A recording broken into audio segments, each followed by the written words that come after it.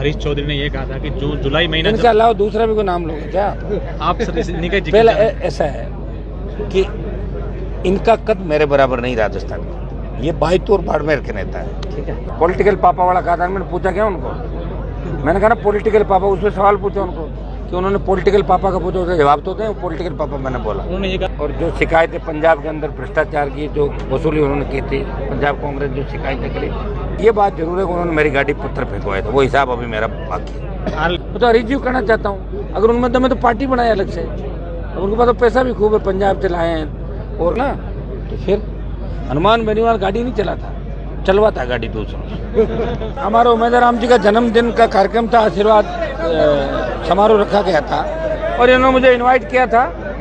कल तक मेरे कार्यक्रम दूसरे थे, आज मेरी इच्छा थी कि भाई तुम हजारों हजार की संख्या में आशीर्वाद देना है। भाई तुम मेरा पुराना लगाव है, कोई नई बात नहीं। तो आज मैंने प्रोग्राम बनाया और इनको जन्मदिन की बधाई देना है और बायतू बाड़मेर के हालचाल जानना है। और अभी जो रैली ऐतिहासिक दौरी में नगंदर हुई, कलेक्टर थैंक्स बोलने में आया हूँ और आगे के लिए भी इनको आह्वान किया है कि मजबूती से हमें रहना है और बाड़मेर की 7 सीटें आरएलपी कैसे जीते वो मंत्र भी इनको देते अभी देके जाऊँगा मैं जाते समय। बजरी का मुद्दा अभी भी आपके देखिए, बजरी का मुद्दा काफ़ी हद तक हमने ड्रोन सर्वे कराए जगह जगह, 8-9 जगह, और बीकानेर के अंदर आपने देखा होगा हमारे लोग लड़ रहे हैं और कल काफ़ी वहाँ जो रॉयल्टी का ठेका है वहाँ के मंत्री और कांग्रेसी नेताओं के पास है, उनसे आरएलपी सड़क पे लड़ रही है। बीजेपी आपको राजस्थान में कहीं भी लड़ती हुई दिख रही है। हाँ, बीजेपी दिख रही है 7 स्टार होटलों में बजरी माफिया के साथ सत्ता लाने की तैयारी में। मोदी जी को गली गली गाँव घुमा रहे हैं, सारा दिल्ली का जो सिस्टम है आ गया और इस बार बीजेपी खोप में है राजस्थान के अंदर। बजरी माफिया का तो हम इलाज कर देंगे, विधानसभा चलेगी तो कल विधानसभा में मामला उठेगा और ये बजरी के ठेके निरस्त करा के हम चाहते हैं कि छोटी लीज, छोटी माइंस किसानों को मिले, खेतों के अंदर मिले और नदी में भी छोटी माइंस से किसानों को मिले। ये हमारा मेन एजेंडा है। और बजरी माफिया जो गुंडागर्दी की है उसका इलाज भी आपने देखा, वो टोंक में जिस तरह शंकर मीणा की हत्या की, मैं 10 घंटे वहाँ बैठा रहा, उसको न्याय दिला गया। 1 दर्जन ज़्यादा हत्यारे गिरफ्तार और पुलिस के कुछ लोग भी इन्वॉल्व है, उनका भी इलाज वहाँ पे किया था। बजरी माफिया पे शिकंजा सरकार को कसना पड़ेगा।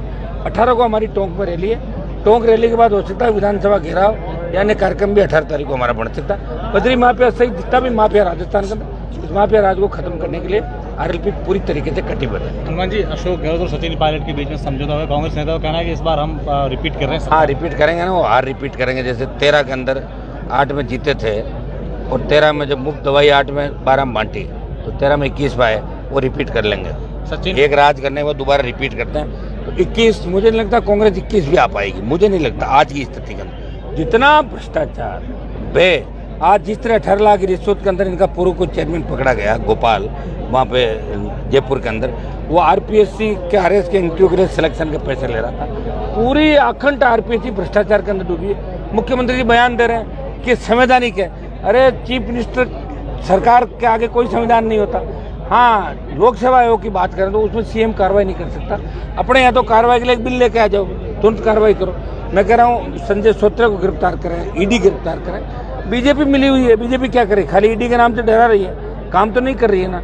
आप देखिए कितने घोटाले राजस्थान में हुए, वसुंधरा के समय, गहलोत के समय, एक दूसरे की मदद कर रहे हैं, जवान पिस रहा है। भ्रष्टाचार, आपका अपराध जिस तरह बढ़ा राजस्थान के अंदर, ये इनकाउंटर की जो घटनाएं हो रही है, फेक इनकाउंटर राजस्थान में चालू हो गए।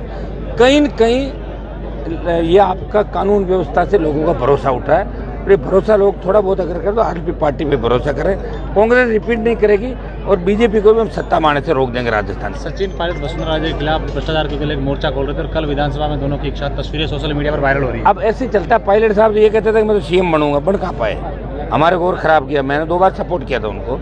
18 में 3 विधायकों को सपोर्ट किया, फिर जब सरकार गिर रही थी तो मैं 72+3 बीजेपी के साथ था। बोला आज बना, अभी बना, फिर कहा घंटे भर में बना, आधे घंटे में 15 भी आदेश आया, तो अभी तक तो आदेश आया नहीं। मुझे तो लगता है कि ये अभी कांग्रेस के अंदर जो हुआ है उससे ये संतुष्ट नहीं है। कांग्रेस भी इनसे थक चुकी है क्योंकि पार्टी का बहुत बड़ा नुकसान है इनके अंदर रह के। बदनामी तो कांग्रेस पार्टी भी इनको नहीं गांटेगी। अगर कांग्रेस गांटती तो कहीं न कहीं इसके कहने से इनका प्रदेश अध्यक्ष बनता, या खुद आते या कुछ करते। इनको दिल्ली में बिठा देंगे, बना देंगे, कोई पद दे देंगे। कौन पूछता दिल्ली के पद को? यहाँ से इनको निकाल दिया, वो निकाल देंगे। अगर ये नई पार्टी बना के लड़ते और आरएलपी से गठबंधन करते तो निश्चित रूप से सचिन पायलट का भविष्य उज्जवल था। आज की तारीख में तो गुर्जर समाज भी इनको धीरे धीरे इनसे खिसक जाएगा। गुर्जर समाज तो वैसे भी नहीं मानते थे, गुर्जरों में इनका क्रेज था और जवानों में इनका क्रेज था थोड़ा बहुत। जवान तो आरएलपी के साथ जुड़ गया, गुर्जर भी धीरे धीरे पायलट का साथ छोड़ के और दूसरे नेता का दामन थामा। हनुमान जी सबसे बड़ी जो हरीश चौधरी है, उन्होंने कहा है कि हनुमान जी प्रायोजित आंदोलन करते हैं। वो तो पुरानी बात हो गई यार, अब उसके बाद पता नहीं मैंने कितना क्या कह दिया, वही लेके बैठे हो अभी तक आप। और बताओ कोई नई बात। पॉलिटिकल पापा वाला कहा था, मैंने पूछा क्या उनको, मैंने कहा ना पॉलिटिकल पापा, उसमें सवाल पूछा उनको कि उन्होंने पॉलिटिकल पापा का पूछा, उसका जवाब तो दें। पॉलिटिकल पापा मैंने बोला, उन्होंने ये कहा था, आपने एक बयान दिया था कि मेरी हनुमान बेनीवाल से हरीश चौधरी की मुलाकात हुई थी, उन्होंने मैं कभी आज तक मिला भी नहीं। वो तो ये भी कहते हैं कि आज मैं तो हनुमान जी को जानता ही नहीं।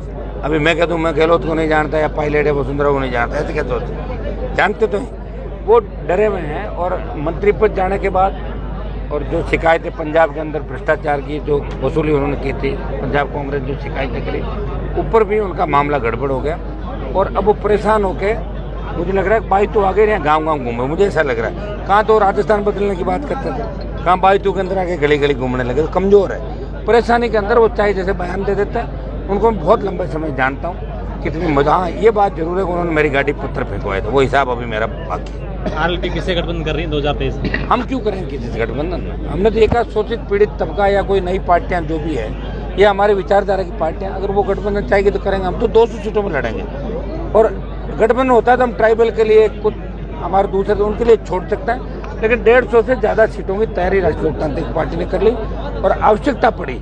जबरदस्ती गठबंधन करना कोई जरूरी नहीं है। 200 सीटों में आरएलपी लड़के, ये जो एक इतिहास बदलने की बात है देश में कि राजस्थान में कांग्रेस बीजेपी दो ही पार्टियां हैं, ये आरएलपी इस बात ये बदल देगी कि राजस्थान में आरएलपी तीसरा मोर्चा है, तीसरा विकल्प है, विधानसभा की संख्या के हिसाब से, संघर्ष के हिसाब से। और लोकसभा में भी राजस्थान की कोई लड़ाई लड़ रहा है, आरएलपी लड़ रही है। 24 मोदी के जयकारे लगाते हैं, एक किसान की जय जयकार करता है और विधानसभा में 3 विधायक आरएलपी के माफिया के खिलाफ, भ्रष्टाचारियों के खिलाफ, अपराधियों के खिलाफ लड़ाई लड़ते हैं, आपको नजर आते हैं।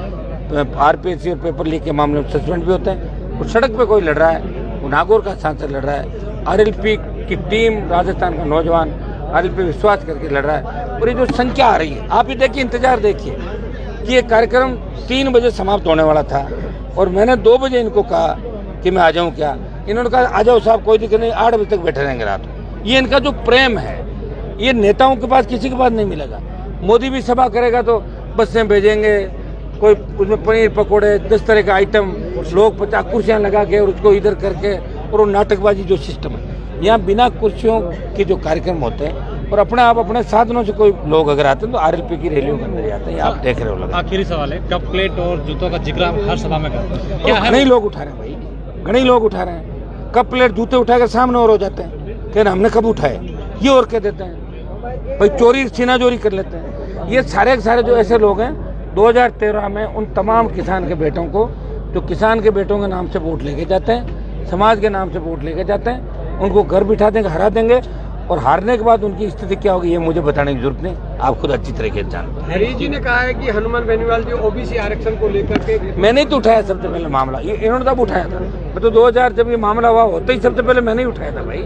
इनको तो याद आया था 3 साल बाद, जब कांग्रेस चिट्ठियां लिख चुकी थी। जो बीजेपी ने किया वो गलती 4 बार कांग्रेस ने करी, मैंने तो मामला उठाया सबसे पहले। मैंने मामला, इन्होंने 10 गहलोत से बात करके आधा घंटे का धरना दे दिया था, फोटो खिंचा रही थी और सीएम हाउस चले गए, डोटासरा जी साथ ले लिया और ये काम किया। और उसमें इनके अलावा तो दूसरे लोगों का और बड़ा साथ था भाई। आधे घंटे का वो तो प्रायोजित कार्यक्रम होता है। आप ये बताओ, क्या सरकार का कोई मंत्री, सरकार कोई विधायक सरकार के खिलाफ बैठता है कि धरने पे? अगर सरकार के खिलाफ धरने में बैठता है तो उसको पार्टी में नहीं रहना चाहिए, छोड़ दो पार्टी। मैं तो हरीश जी को कहना चाहता हूँ, अगर उनमें दम है तो पार्टी बनाए अलग से। उनके पास तो पैसा भी खूब है, पंजाब से लाए हैं और कई जगहों से लाए हैं, तो पैसा भी है, पार्टी बनाए और पार्टी बना के मुख्यमंत्री बने राजस्थान के। कौन मना कर रहा है उनको? मैं तो पार्टी बनाई भाई, पार्टी बना के लड़ाई लड़ी, पार्लियामेंट में लड़ाई लड़ी, हर जगह। मैंने किसी की जिप्सी ड्राइव थोड़ी की थी। उनका तो एक फोटो आया था जिसमें मानवेंद्र की गाड़ी चला रहा, देखा नहीं क्या आपने वो फोटो? देखा था ना? तो फिर हनुमान बेनीवाल गाड़ी नहीं चला था, चलवाता गाड़ी दूसरों। हनुमान जी, लास्ट सवाल है, हरीश चौधरी ने ये कहा था कि जो जुलाई महीना, इनके अलावा दूसरा भी कोई नाम लोगे क्या आप? पहले ऐसा है कि इनका कद मेरे बराबर नहीं राजस्थान में, ये बाई तौर बाड़मेर के नेता है, ठीक है। मैं राजस्थान के अंदर मेरी पार्टी बना के लड़ाई लड़ रहा हूँ। पार्टी बना के मैंने इतिहास बदला। 3 विधायक मेरे नाम से बने और 50 जगह वोट भी कितने मिले। सीटों पर इस बार आरएलपी चुनाव? बता दिया ना आपसे, 150 से 200 पूरा क्लियर कर दिया ना। स्टैंड हमारा वही है। गठबंधन अगर करेंगे तो समान विचारधारा के दलों के साथ हम गठबंधन करेंगे, और नहीं होता है तो 200 जगह हमारे जवान लड़ेंगे, मजबूती के साथ चुनाव लड़ेंगे हम। Thank you sir.